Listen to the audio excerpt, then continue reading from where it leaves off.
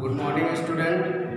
इसमें हम लोगों ने लेसन 2 क्लास 9th का लेसन 2 चल रहा था, क्या हमारे आसपास के पदार्थ शुद्ध हैं। तो इसमें थोड़े सा हम लोगों ने थोड़ी सी चीज़ें पढ़ी थी।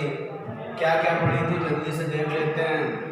कि सबसे पहले इसमें पढ़ा था हम लोगों ने पदार्थ, कि पदार्थ क्या होता है।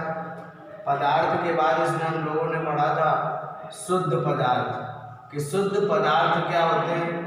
उसके बाद हम लोगों ने पढ़ा था अशुद्ध पदार्थ, कि अशुद्ध पदार्थ क्या होते हैं। इन तीनों के बारे में अच्छे से डिस्कस किया था पिछले वाले वीडियो में। 3 चीज़ हम लोग पढ़ चुके थे। इसी में शुद्ध पदार्थ में हम लोगों ने पढ़ा था कि शुद्ध पदार्थ जो होते हैं वो 2 टाइप के होते हैं। एक होता था तत्व और दूसरा होता था यौगिक। ये 2 हम लोगों ने पढ़े थे। सारी डिफिनीशन मैंने बताई थी, सारी परिभाषाएं बताई थी कि तत्व क्या होता है, यौगिक क्या होता है। अशुद्ध पदार्थ में भी बताया था 2 चीज़ें होती थी, ध्यान आ रहा होगा आप लोगों को। एक तो सामांगी विलयन और दूसरा विषमांगी विलयन। सामांगी विलयन और विषमांगी विलयन, ये 2 इसमें बताया था और शुद्ध पदार्थ इसमें बताया था। शुद्ध पदार्थ के 2 भाग और अशुद्ध पदार्थ के 2 भाग और पदार्थ बताया था। ठीक, इतनी चीज़ें बताई थी इस चैप्टर में अभी तक। अब इसके बाद थोड़ा सा नेक्स्ट की ओर, आगे की ओर बढ़ते हैं कि क्या है इसमें और क्या क्या इसमें हम लोगों को पढ़ना है। देख लेते हैं जरा सा। ठीक, तो इसके बाद जो चालू होना है इसी के जस्ट बाद, उसको हम लोग बोलते हैं विलयन। कि विलयन क्या होता है। आपसे कोई पूछेगा या पेपर में आएगा विलयन को परिभाषित कीजिए और विलयन का कोई उदाहरण लिखिए, तो विलयन की आप क्या परिभाषा बताएंगे। तो इसको थोड़ा सा आज पढ़ लेते हैं। ठीक है, देखिए विलयन को समझने के लिए आपको 2 चीज़ें पहले समझनी पड़ेंगी। क्या कि विलयन में नॉर्मल रूप से देखा जाए तो 2 चीज़ें होती हैं, और एक होता है विलेय और दूसरा होता है विलायक। ठीक, तो विलयन की परिभाषा के लिए हमें विलेय को जानना और विलायक को। अगर हम साधारण रूप से लिखें तो विलेय प्लस विलायक जो होता है बराबर विलयन होता है। ठीक, अब इसमें थोड़ा समझते हैं कि विलेय क्या है, विलायक क्या है और विलयन क्या है। तो अगर विलेय की बात करें तो जो पदार्थ घुल जाता है, जो पदार्थ पानी में घुल जाता है। जरूरी नहीं है कि यहाँ पर पानी ही हो, यहाँ पर कोई ऐसी चीज होगी, या तो एथिल अल्कोहल होगा, कोई लिक्विड फॉर्म में होगा यहाँ पर। तो जो पदार्थ पानी में घुल जाए या किसी लिक्विड में घुल जाए, घुलता क्या है, जैसे चीनी है, गुड़ है, ग्लूकोज है, ये चीज़ें क्या हो जाती हैं, घुल जाती हैं।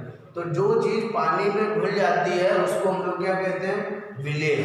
फिर से विलेय क्या है, जो पानी में घुल जाता है उसको क्या कहते हैं, विलेय। ठीक, अब विलायक की बात करें तो विलायक स्वयं पानी होता है, या जल बोल सकते हैं आप। विलायक जो है वो क्या है, जल, यानी जिसमें किसी पदार्थ को घोला जाता है। अगर हम चीनी लेंगे, चीनी को किस में घोलेंगे, पानी में घोलेंगे, तो जिसमें घोलते हैं उसको क्या कहते हैं, विलायक।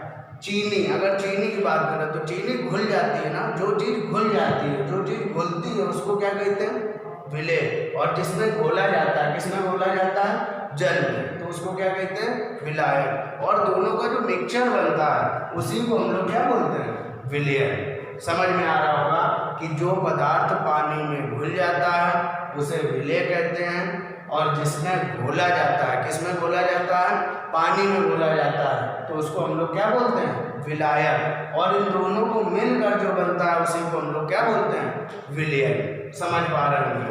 ठीक, अगर इसको और नॉर्मल रूप से लिखें आपको समझाने के लिए, तो जैसे विलेय में मैंने चीनी ले ली। चीनी सबने खाई है, सब लोग जानते हैं चीनी क्या होता है। विलायक, विलायक में जैसे जल ले लिया, अब चीनी और जल दोनों मिलेंगे तो क्या बनेगा? शरबत। गर्मी पड़ रही है, सब लोग शरबत पीते हैं, ठीक है। तो चीनी और जल दोनों को मिलाएंगे, मिलाने पर क्या बनेगा? शरबत। तो जो शरबत बना हुआ है उसको हम लोग क्या बोलेंगे? विलयन। क्या बोलेंगे? विलयन। और जो विलायक है, विलायक, विलायक को क्या बोलेंगे? जल। और जो विलय है वो क्या है? चीनी। एग्जाम्पल और भी ले सकते हैं आप, जरूरी नहीं कि यही लिया है, लेकिन समझने के लिए इस एग्जाम्पल को थोड़ा सा आप आराम से समझ सकते हैं। फिर से, विलय क्या होता है? विलय वो पदार्थ होता है जो पानी में घुल जाता है, या वे पदार्थ जो घुल जाते हैं उन्हें क्या कहते हैं? विलय। विलायक क्या होता है? जिसमें किसी पदार्थ को घोला जाता है वो क्या होता है? विलायक होता है। विलयन क्या होता है? तो जो इन दोनों का मिक्सचर बनता है उसी को क्या कहते हैं? विलयन। या तो ऐसे लिख सकते हैं कि विलय और विलायक को, विलय और विलायक, विलय और विलायक को मिलाने से, विलय और विलायक को मिलाने से क्या बनता है? विलयन। समझ में आ रहा होगा। लास्ट बार बता रहे हैं कि विलयन क्या होता है? विलय और विलायक को आपस में मिलाने से विलयन का निर्माण होता है। जैसे शरबत नॉर्मल रूप से बता सकते हैं, लेकिन ये आपको नहीं लिखना है, आपको एग्जाम्पल में क्या लिखना है वो मैं बताता हूँ।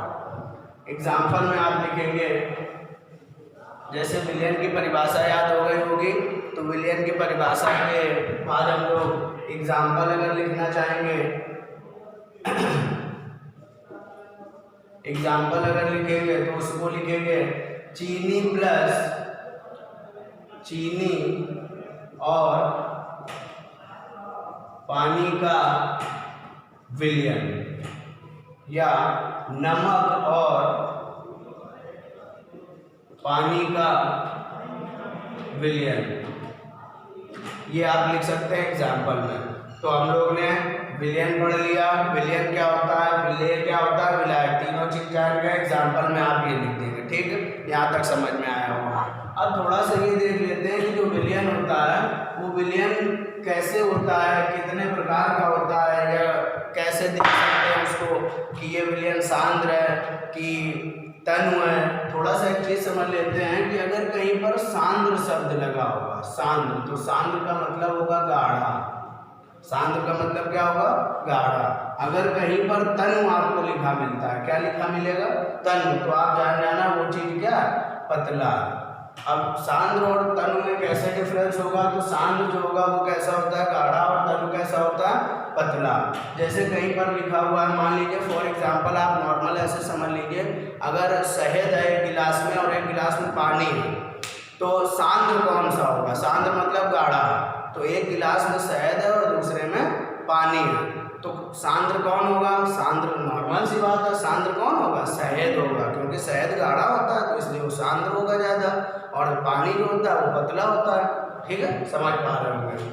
फिर अब इसी के आधार पर जो विलयन होता है वो विलयन भी सांद्रता के आधार पर, किसके आधार पर? सांद्रता। सांद्रता मैंने बताया कि सांद्रता क्या होती है?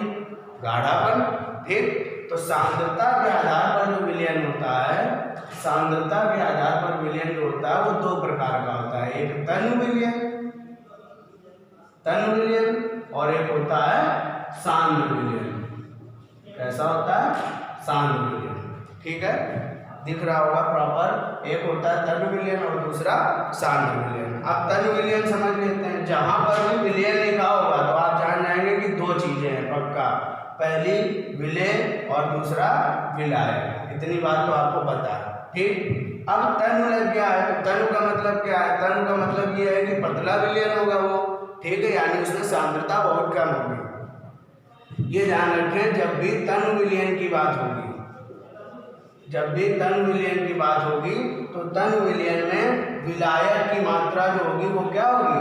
अधिक होगी, और विलय की मात्रा क्या होगी? बहुत कम होगी।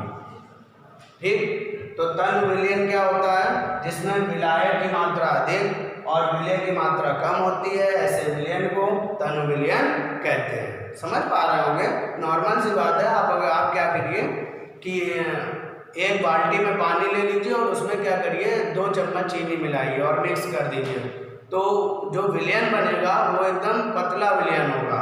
और मान लीजिए आप क्या करिए कि 1 बाल्टी आप पानी लीजिए और उसमें कम से कम 5 किलो चीनी मिला दीजिए, तो जो एकदम जो लिक्विड बनेगा वो एकदम जलाव जैसा बनेगा, गाढ़ा गाढ़ा। वो कैसा हो जाएगा? सांद्र हो जाएगा। यानी कुल मिला के इतना समझें कि तनु विलयन क्या होता है, वो बहुत पतला होता है। और परिभाषित कैसे करेंगे? तो वह विलयन जिसमें विलेय की मात्रा बहुत कम और विलायक की मात्रा बहुत अधिक होती है, ऐसे विलयन को तनु विलयन कहते हैं। इसी से आप सांद्र विलयन की परिभाषा बना सकते हैं। सांद्र विलयन विलयन है, तो विलयन में क्या होती है? 2 चीजें बताओ, बोला करो भाई, विलेय और विलायक। तो विलेय इसमें क्या होगा? अधिक होगा, और विलायक इसमें क्या होगा? कम होगा। वह विलयन जिसमें विलेय की मात्रा अधिक और विलायक की मात्रा कम होती है, ऐसे विलयन को क्या कहते हैं? सांद्र विलयन कहते हैं। तो आज हम लोग ने विलयन पढ़ा। आज हम लोग ने क्या क्या पढ़ा? विलयन पढ़ा। विलयन में हम लोगों ने क्या पढ़ा? विलेय पढ़ा। विलेय के बाद क्या पढ़ा? विलायक, कि विलायक क्या होता है, विलेय क्या होता है, विलयन क्या होता है। और हम लोगों ने देखा तनु विलयन, और क्या देखा? सांद्र विलयन। इतनी चीजें पढ़ी, ठीक है।